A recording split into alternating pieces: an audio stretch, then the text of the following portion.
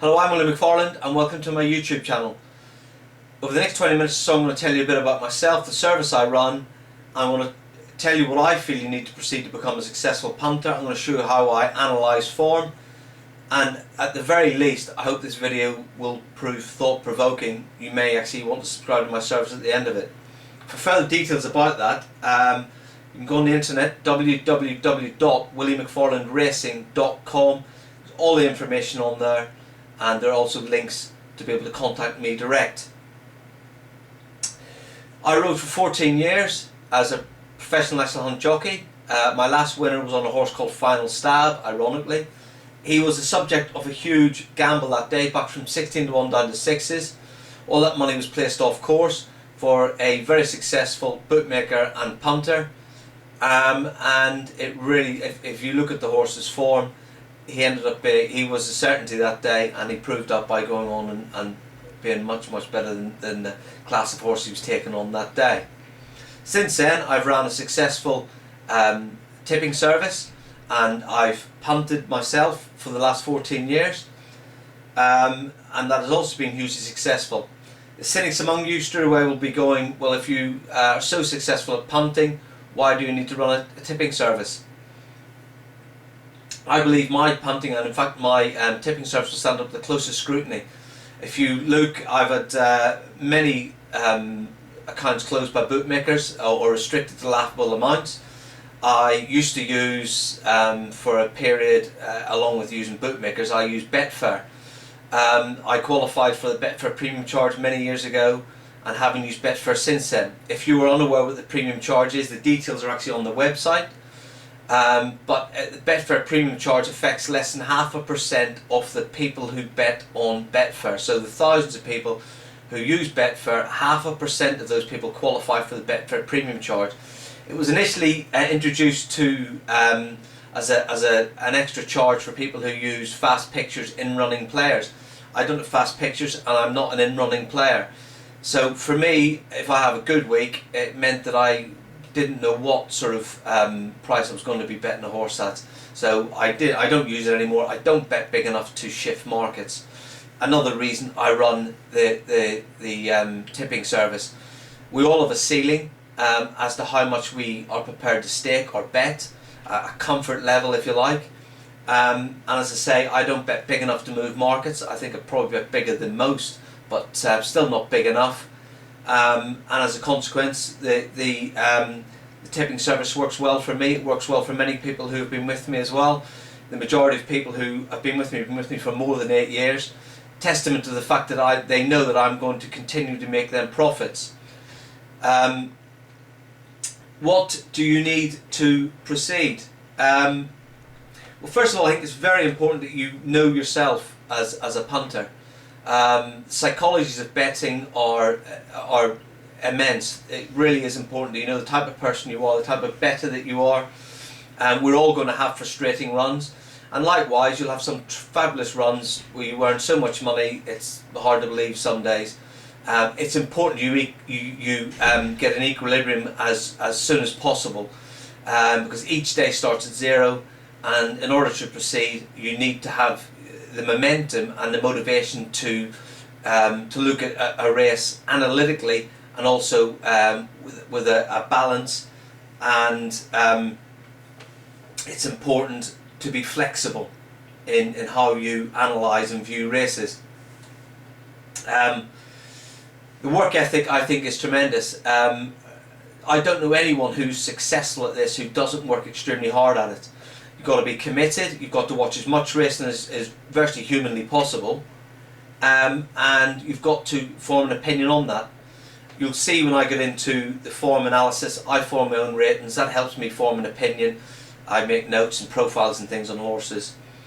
The Americans have a saying, don't bet with scared money. You should never be frightened of losing. That said, you should never bet above your means.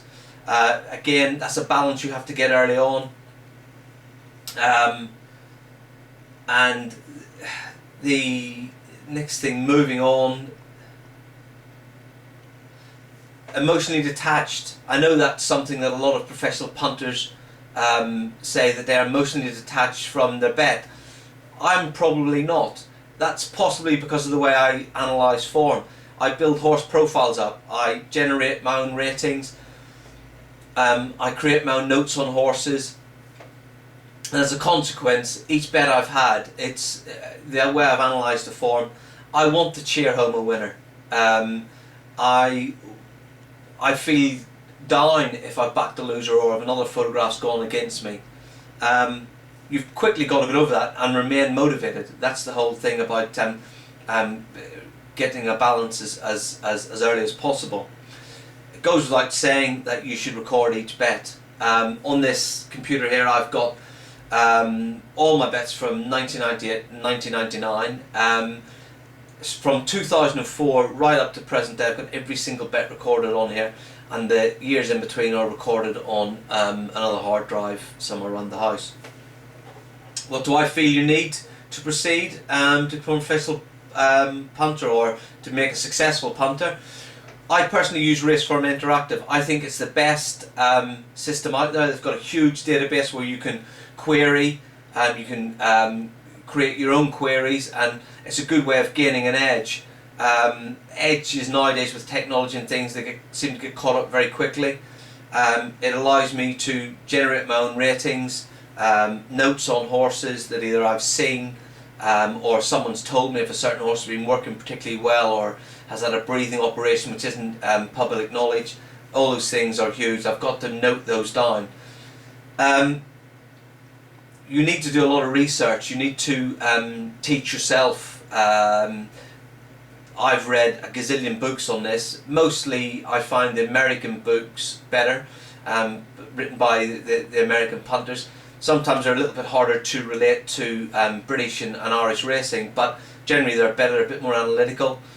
DVD recorded races, I've got 3 or 4 years, well nearly 4 years of recorded races. That's probably a little bit excessive, but we've also got the 2 racing channels. You now get them online. You can watch the races in the evenings. It's important to form an opinion after you've seen each race. You might not be able to there and then, but certainly you've got to go back and keep reviewing what your opinion or what your ratings for that horse was.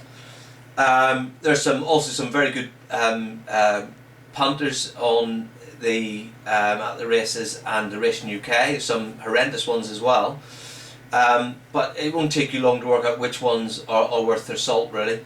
I would also be surprised, whilst forming your own opinions, if you agreed with them wholeheartedly, because I don't. That doesn't mean to say I lose any respect for some of them, because I've got immense respect for some of them, because they clearly, you can tell from the work that they've done and how they're getting their point across, that they know what they're talking about. A lot of them don't, and it's a question of from you trying to learn. It's a question of you realising which do and which don't. Moving on to form analysis, and this is no particular order of merit really. It's important to specialise. Something I've always done. So much racing now. I don't bet in any other sports, but it's definitely important to specialise. My biggest advantage really comes from if someone gives me a horse and I know the race itself inside out, or I certainly know the horse is running in a race. I'll have notes on them, I'll have all the ratings for them, and then it's a question of if that horse that someone's given me, if I think he's good enough to win that race, because it's alright with information, someone giving you a horse they think is good enough to win. They may be able to accurately tell you how good that horse is, but if he hasn't got the ability to win the race, then he's generally not going to win. That's the next thing. Ability is key. It's relevant. It's the most important thing in looking at form. The horse has got to have the ability to win that race. How you have analysed or how you see that horse's ability sometimes can be down to you, because obviously you can use the official handicappers, but it's important that, for me anyway, it's important that I create my own ratings, and they are specific to me, and they would certainly mean more to me than anyone else. Ground, really important. The only thing again I would say is important you form your own opinion. I've been put off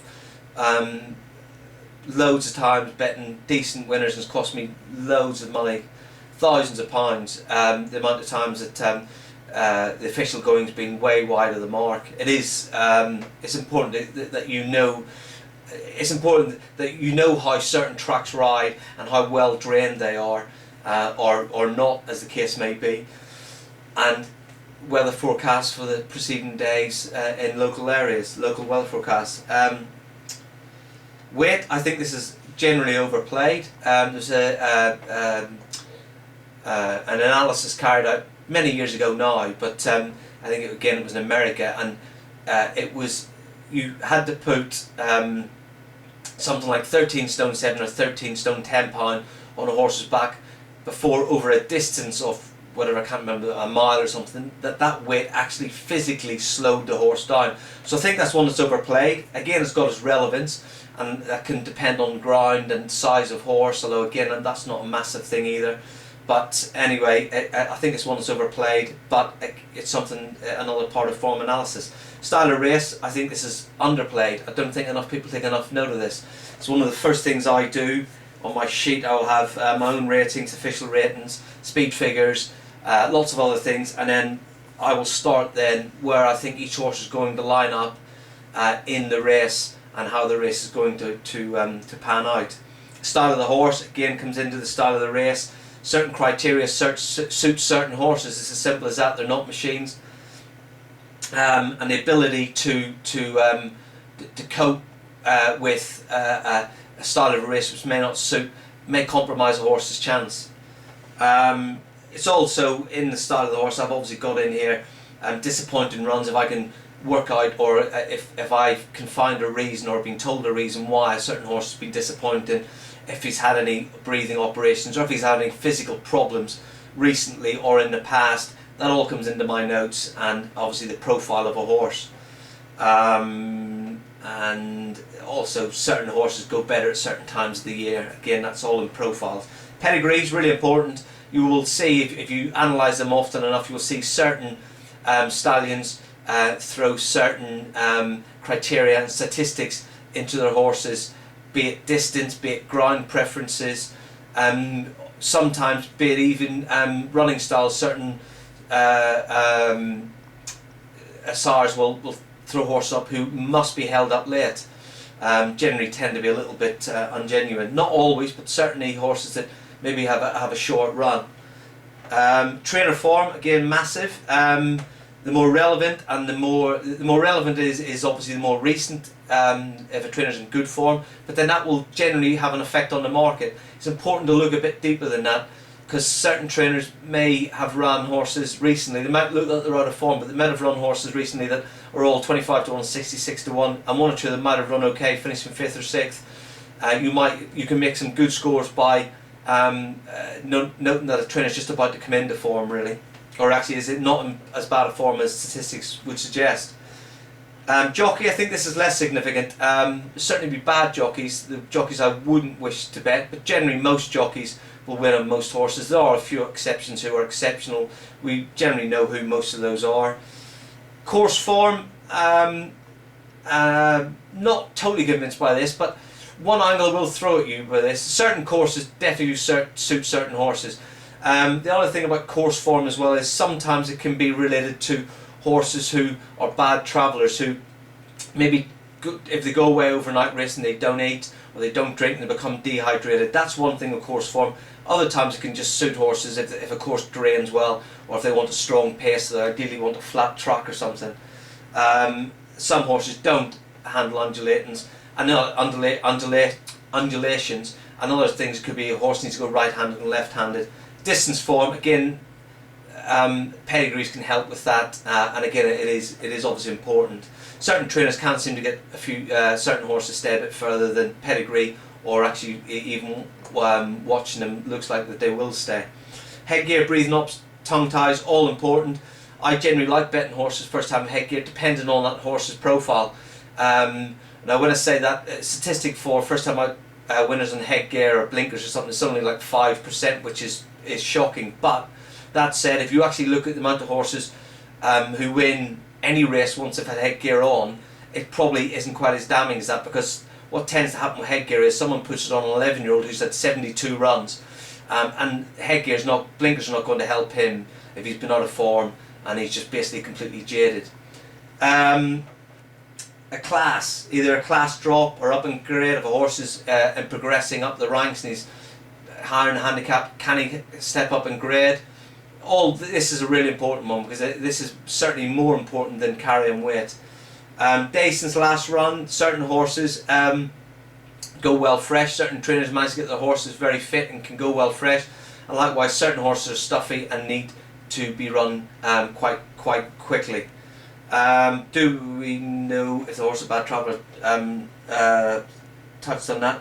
Move stable. This is one where I've made a lot of money on over the years. The edge has gone slightly from it. People are more aware of it now, but it certainly is one that I use, and it stood me well over the years. Value, that really comes down to once you've formed an opinion, you've watched the DVDs, you've analysed all the form, and the value specific to me or to you.